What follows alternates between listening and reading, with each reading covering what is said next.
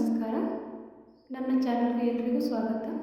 ದಯವಿಟ್ಟು ಎಲ್ಲರೂ ಚಾನಲನ್ನು ಸಬ್ಸ್ಕ್ರೈಬ್ ಮಾಡಿಕೊಂಡು ಚಾನಲನ್ನು ವೀಕ್ಷಿಸಿ. ಯಾಕೆಂದರೆ ಹೊಸದಾಗಿ ಸ್ಟಾರ್ಟ್ ಮಾಡಿರುವ ಈ ಚಾನಲ್ಗೆ ಸಬ್ಸ್ಕ್ರೈಬರ್ಸು ಅವಶ್ಯಕತೆ ಇದೆ. ದಯವಿಟ್ಟು ಸಪೋರ್ಟ್ ಮಾಡಿ. ಒಂದು ಹಾಡಿನೊಂದಿಗೆ ಬಂದಿದ್ದೇವೆ. ಸುಂದರವಾದ ಹಾಡನ್ನು ಕೇಳಿ ಅದರ ಅಭಿಪ್ರಾಯವನ್ನು ನೀವು ಕಮೆಂಟ್ ಬಾಕ್ಸ್ನಲ್ಲಿ ತಿಳಿಸಿ. ಒಂದು ಲೈಕ್ ಕೊಡಿ, ಹಾಗೆ ಜೊತೆಗೆ ಒಂದು ಸಬ್ಸ್ಕ್ರೈಬನ್ನು ಕೊಟ್ಟು ಸಪೋರ್ಟ್ ಮಾಡಿ.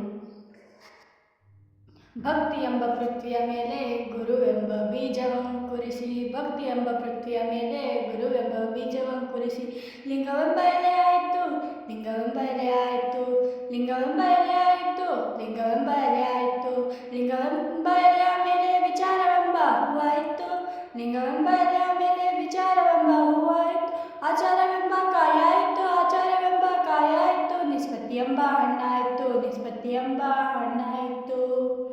ನಿಷ್ಪತ್ತಿ ಎಂಬ ಹಣ್ಣು ತೊಟ್ಟು ಬಿಟ್ಟು ಕಳಚಿ ಬೀಳುವಲ್ಲಿ ಕೂಡಲ ಸಂಗಮ ದೇವನು ತನಗೆ ಬೇಕೆಂದು ಕೈ ಹಿಡಿದುಕೊಂಡ. ಭಕ್ತಿ ಎಂಬ ಪೃಥ್ವಿಯ ಮೇಲೆ ಗುರುವೆಂಬ ಬೀಜವಂಕುರಿಸಿ, ಭಕ್ತಿ ಎಂಬ ಪೃಥ್ವಿಯ ಮೇಲೆ ಗುರುವೆಂಬ ಬೀಜವಂಕುರಿಸಿ, ಭಕ್ತಿ ಎಂಬ ಪೃಥ್ವಿಯ ಮೇಲೆ ಗುರುವೆಂಬ ಬೀಜವಂಕುರಿಸಿ, ಭಕ್ತಿ ಎಂಬ ಪೃಥ್ವಿಯ ಮೇಲೆ ಗುರುವೆಂಬ ಬೀಜವಂಕುರಿಸಿ. ಈ ಹಾಡನ್ನು ನಮ್ಮ ಮನೆಯಲ್ಲಿರೋ ಮಗುವಿಗೆ ಅದರ ಸ್ಕೂಲ್ನಲ್ಲಿ ಪ್ರಾಕ್ಟೀಸ್ ಮಾಡಿಸಿರೋದು, ಜೊತೆಗೆ ಕಲಿಸಿರೋದು.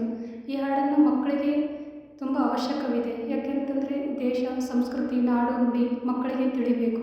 ಈ ತುಂಬ ಸುಂದರವಾಗಿರೋ ಗೀತೆಯನ್ನು ನಿಮ್ಮ ಮನೆಯಲ್ಲೂ ನೀವು ಕೇಳಿ, ಜೊತೆಗೆ ಮಕ್ಕಳಿಗೂ ಪ್ರಾಕ್ಟೀಸ್ ಮಾಡಿಸಿ. ಧನ್ಯವಾದಗಳು. ನಮಸ್ಕಾರ.